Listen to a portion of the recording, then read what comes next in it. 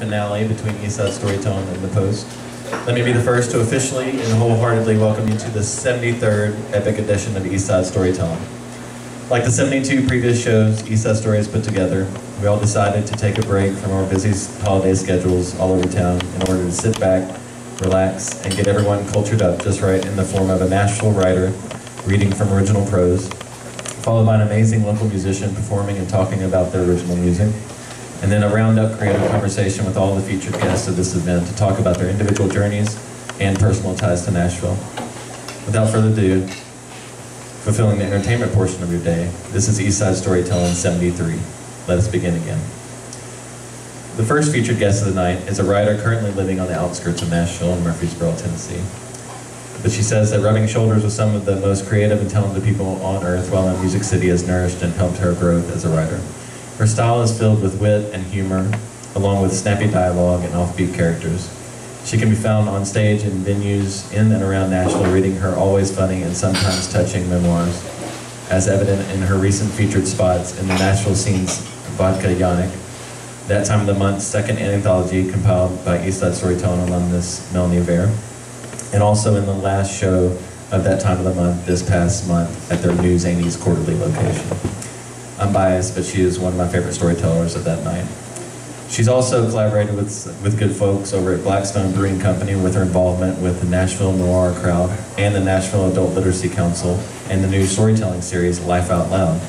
But tonight we are lucky to have her sharing her fun stories to close out this holiday season in style. Ladies and gentlemen, author of the two books Engulfed and Entangled, both which you can purchase tonight or at Eastside Story after the show, and both have some of the best cover art images around. Please give a warm, festive applause for the likes of Kathleen Cosgrove.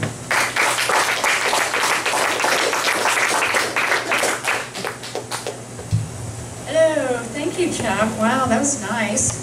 Can you write my eulogy for me? That would be awesome. Yes, I'm Kathleen Cosgrove. A lot of people ask me what made me start to write Engulfed, and I said because I was reading a lot of books where the protagonist was always in their 30s, and anybody older, somebody my age, was always, making a pot roast, or, was the unreliable witness, or, the murder victim. So I thought somebody my age ought to be having some fun too. So I wrote Engulfed with that protagonist being somewhat my age, and sent her off to do all kinds of have fun adventures, just like the 30-year-olds were doing, only with more wrinkles and, So I wrote those, and then I have my memoirs that I do around town, and I write some short stories. And I have a little series of short stories that I've written. Sam Hart, and he is a send-up of the old Sam Spade stories by Dashiell Hammett. You might know, like, the Maltese Falcon. So they're kind of silly. Be prepared for that. And I'm going to start reading it now. This is the case of Sam Hart and the pinned-up Knickers. I was sitting at my desk, cleaning the gum from my shoe and watching the 506 pull into Union Station right at 6:30, when the sound of footsteps on pavement told me I better grab the Colt 38 and check the barrel. Most of the time what's on the other side of that door is trouble, and I mean with a capital T, and that rhymes with P, and that stands for trouble. I don't look for it, but it looks for me, and usually finds me too, here at my desk in my office. You see, I'm a dick. A private investigator, a gumshoe, a flatfoot, a Sherlock, a busy, a tracer, a snoop, a Seamus. My name is Sam Hart, but the folks around here call me Sam. When I say around here, I mean Nashville, the home of bright lights and shattered dreams, beautiful music and some ugly things too. What I could see from the other side of the glass was definitely not ugly. She had a shape like a real shapely dame, and it was clear from her tight dress that she wasn't packing.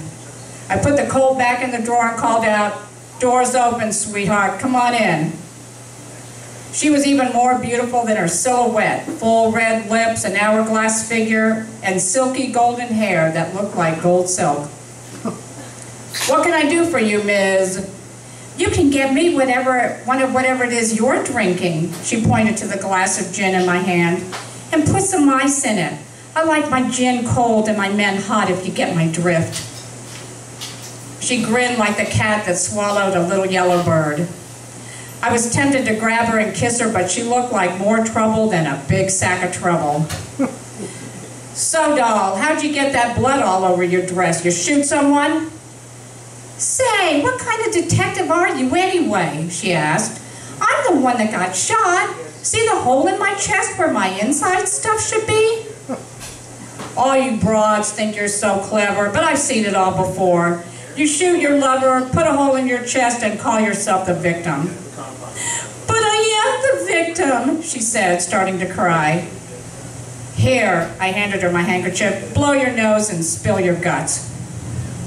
But I got no guts, can't you see? I'm dead.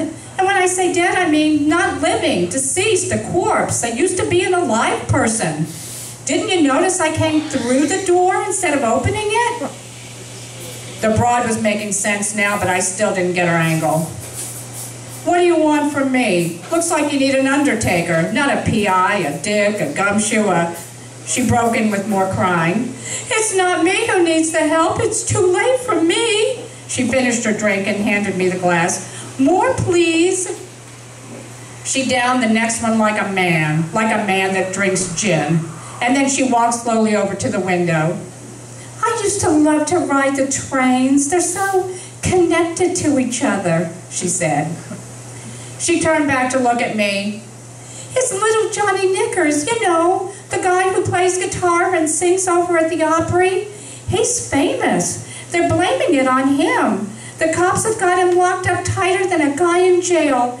He didn't do it. I know. I was there. Well, if you didn't kill him, then who did? If I knew that, I wouldn't be here asking for your help. You see, she stopped and looked at the cigarette in my hand. You're going to keep those all to yourself?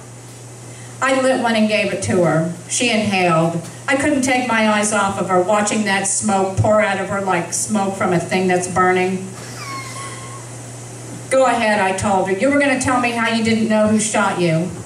I don't know who shot me. She dragged hard on the camel. It was dark and the shooter was wearing a hat and coat. This is 1943, doll. Everyone wears a hat and coat, even in August. You see, little Johnny and I were in the bushes and this person in the coat walks up and just shoots me. Little Johnny's knickers were up in a tree where I threw them, just playful-like. Anyway, there wasn't time for him to get him down before the cops got there.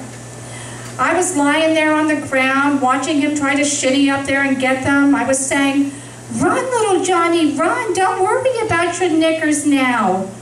But he just kept jumping and grabbing and saying, shit, this is going to be real bad for my career. But anyways, he couldn't get a good foothold. You know how that is.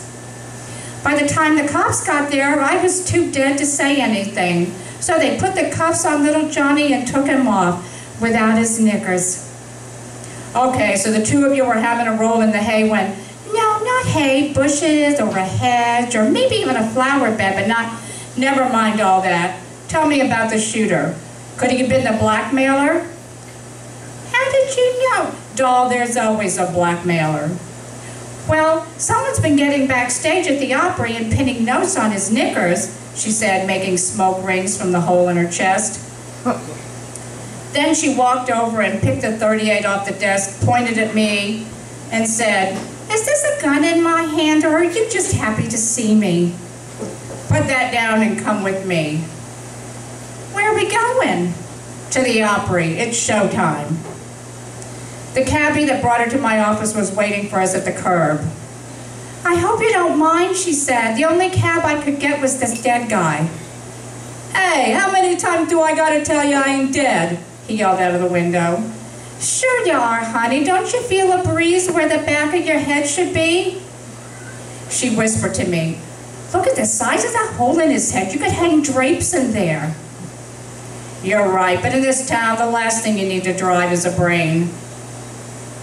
The Opry is a mixed bag of rhinestones and cheap whiskey, of dames with soft voices and stiff hair, of men with cowboy hats and big city type things. Little Johnny's dressing room was now being used by Mrs. Maybelle Carter and her 3 girls. They looked innocent enough, but I smelled a rat, or maybe it was Old Spice. I knocked on the open door. "What can I do for you, P.I.?" she asked. "Why don't you take off your beige trench coat and wide-brimmed hat and have a seat?" "Thanks," I said. "It sure looks like you made yourself real comfortable in little Johnny's dressing room." "Say, are you accusing me of blackmailing little Johnny so there would be a red herring into the investigation of the murder of his girlfriend, and then murdering his girlfriend and letting him take the blame for it so that I could have his dressing room? You're real sharp for a dame, a doll, a skirt. But I love little Johnny like a brother. He promised that one day I can even perform on stage instead of just playing my guitar back here in the dressing room and sewing sequins on his underdrawers. You seen anything suspicious since you've been here in little Johnny's dressing room?" "You don't believe anyone here at the Opry could be a murderer, do you?" Miss Maybelle asked. "Why, we're just plain folk who like to sing, play guitar, go to church, read our Bible, drink our own homemade whiskey, beat our wives, put things in our hair to make it look like something other than hair, and cheat when there's a good song in it." "That's right," said the oldest girl, little Junie, who was dressing her dolls all in black. "Everyone here is real nice to us except for that lady who comes in here and puts notes on little Johnny's knickers. She was rude." I could see that I broke this kid good. She was ready to spill her guts and I was ready to catch them. "Tell me everything you know, kid, and I promise the feds will go easy on you." "The feds?" She started crying. "Why, you don't suspect little Junie of doing anything wrong, do you?" asked Maybelle. "In this town, every man with a guitar across his back and song lyrics on a matchbook is a suspect," I said. "Every woman with a tune on her lips and an agent in her bed is a suspect. Every—" "Okay, I'll tell you," yelled out little Junie.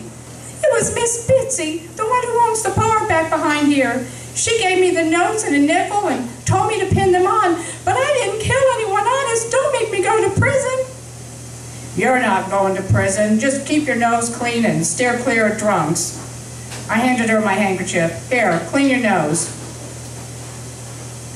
Our cabbie took us around the corner to Bissy's Fuchsia Lounge. Every bar stool in the joint was filled with people sitting at the bar. Someone on the stage was yodeling, so I shot him in the foot. I needed to get everyone's attention, and that guy was asking for it. "Someone go get me Miss Bitsy," I said. "I'm standing right here in front of you, P.I." I had to look down to see her. She was 3 feet if you didn't count the hair, 4 if you did. My ghost dame was standing at the bar, hustling cocktails from a guy with a stab wound. The place was crawling with dead drunks. "Hey," I shouted to her, "this dame look like the shooter?" "Who the hell are you talking to?" Bitsy asked. "Are you off your nut or something?" "Oh, didn't I tell you?" my client said. "No one else can see me, just you and other dead people. Can we stay a while? I think the drowned guy over there is giving me the look over." I looked down at Bitsy. "Don't try to change the subject. I know it was you that was blackmailing little Johnny. The kid you paid to do your dirty work sang like a canary that tells on people." "Are you saying little Johnny and me were lovers?" asked Bitsy. "That we used to roll around in the costume trunk and play hide the choo-choo in the tunnel? That I found out that he was two-timing me with that floozy of a tramp of a floozy and ratted her out to her husband?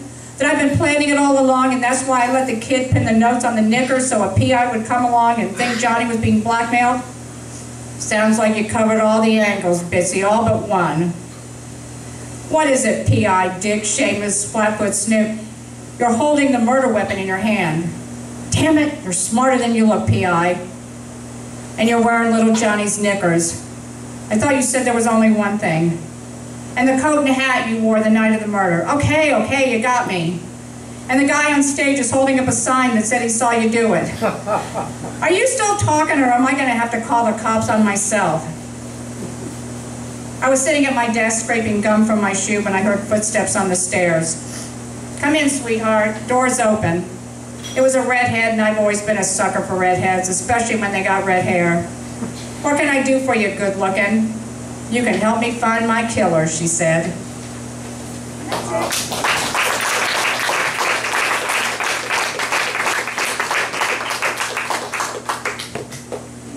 it going for the words and the many voices of Kathleen Cosgrove as we set up for the music.